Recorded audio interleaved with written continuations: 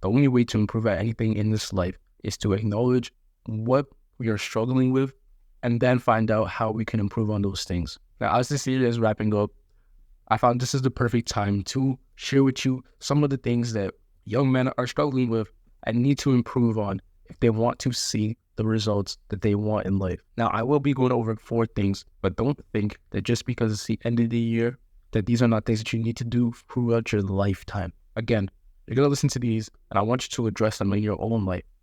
Be very honest with yourself, because again, it's only with that honesty that you will achieve the changes that you want to see. So let's go over these 4 things that many young men need to improve on. The first is their sleeping habits. When you're young, there are more things that will seem to keep you up at night.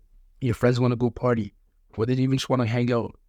A lot of times, this is going to be late, as maybe you have school, or maybe you're just busy throughout the day. And so essentially, you end up speaking with people or watching content or whatever it is at night that keeps you up. This is very negative, as it's important to get as much sunlight as possible. Think about it, it's wintertime out where I live. So the sun is setting a lot sooner. And so you really do need to take advantage of the sun as much as possible. And the sun also plays a major impact on your hormones and really just all areas of life. A lot of people think that their sleep time does not matter, but it really does. Or at least your wake up time does. So it's important that you focus on sleeping at a better time, but also sleeping better. So you need to address what's keeping you up. I'm not saying it's a problem to go hang out with your friends here and there, but if you're consistently staying up because you have to be on the phone with people or you want to hang out with people, that's a problem. Also, content. Why are you watching content right before sleeping? And why are you letting that keep you up? And while we're on the topic of content, let's talk about some content that's actually really bad for you. That's obviously corn. You obviously know what I mean by corn. I think this is something that we don't really address as much as we should in society. I think it's starting to change a lot more, but I think this is something that a lot of young men do deal with. I know that from myself, this is something I was exposed to when I was in grade 7 by kids that were older than me. And it was talked about like it was so normal. And because it is, a lot of people just start watching it really early on in life.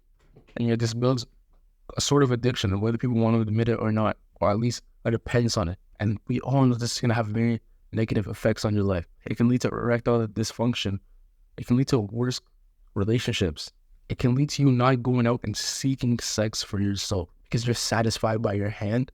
What are we doing? You're satisfied by watching other people participate in the act. Like, that's not normal, and yet we've normalized it. So I think that when it comes to watching porn, this is a problem that a lot of young men are dealing with, and they don't see how it's affecting their mind until it's too late.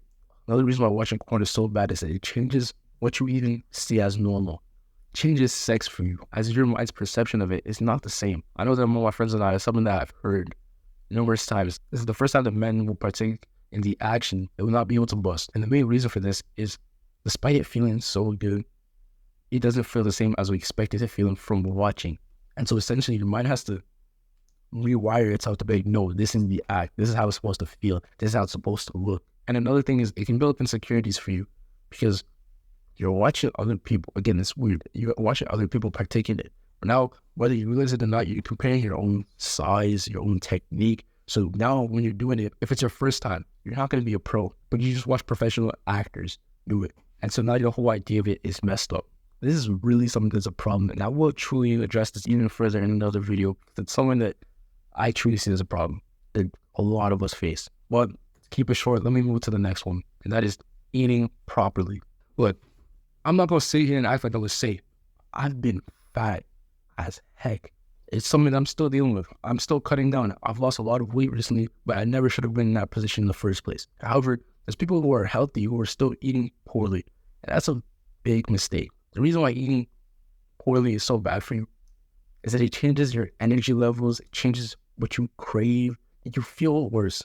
Be honest. When you eat a bag of chips or you eat candy or whatever it is that you really seek out that you know you shouldn't be eating, that thing tastes amazing, right? You love it. It's like a certain taste that you can't get from other things. However, after you eat it, a lot of times you don't feel full. You don't feel satisfied. When you grab a bowl of chips, what do you want?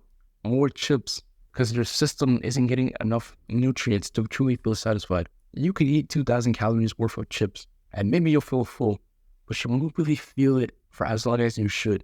It's very important that you eat a good nutritional-based diet, because it will obviously improve your weight, but it will also improve just how you feel on a day-to-day basis. When you eat well, energy levels are way better, and you're able to change your cravings, because if you're getting the proper nutrients in your diet, you're not going to be craving certain things. A lot of times when people feel hungry or they have a headache or whatever it is, it's because there's a certain nutrient missing.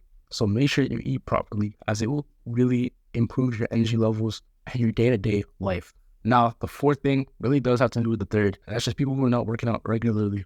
We all know that working out is very important to us, and I think it's only going to get more and more important as people are walking a lot less. Think about it. When you're in elementary school, you have recess. You have all this time where you can go and you can play around. And when you get to high school, it already is reduced. Now, you may walk to go get food. I know me and my friends did that a lot. I wouldn't even eat the food at lunchtime, but I would go and I would walk with them. So, of course, I'm still going to walk in. I'm still walking to the bus stop, but it's already a reduction from recess. And now when you get to university, or if you enter the job market, a lot of times, what are you doing? You're driving. So now you don't walk into the bus stop anymore. You're not walking to school. You're just driving to your location. Maybe you would walk for your job, but if you're working in the office or all your classes are beside each other, you're not going to walk that much at university either. So essentially, our activity levels are getting more and more limited. And yet people are eating worse and not prioritizing the gym. It's very important that you focus on working out, as it will keep you healthy for a lot longer and keep you feeling well throughout your days and throughout your life. Now, I personally suggest that you incorporate not only cardio or not only weightlifting, but both, because these things have different benefits. But most importantly, find a workout style that works for you. And this comes in all areas. If you don't like running on a treadmill, you don't have to run on a treadmill just to get your cardio. You can skip, you can swim, you can bike, you can box. Figure out what you like to do. If you don't like weightlifting per se, like you don't just like bench pressing, okay, use another machine, or start calisthenics, start doing dips, start doing push-ups, weighted push-ups. There's always different ways to work out, but if you don't figure it out, all you're doing is becoming a worse human being, because you're feeling worse, so you'll act worse, and now you just suck. No one wants to be around someone who hates themselves, and if you don't take care of all these things, you are going to hate yourself. So I hope these helped you address what the things that you need to improve are. Obviously, there's a topics that I do want to individually address in the future, but getting this general overview will help you start addressing what you need to focus on. And now that you understand what you need to focus on, we can move forward with how do you improve on these things. Again, hoping you have a good holiday season, and make sure you subscribe, as we're trying to give back to the people and help them achieve their goals. So see you in the next one, guys.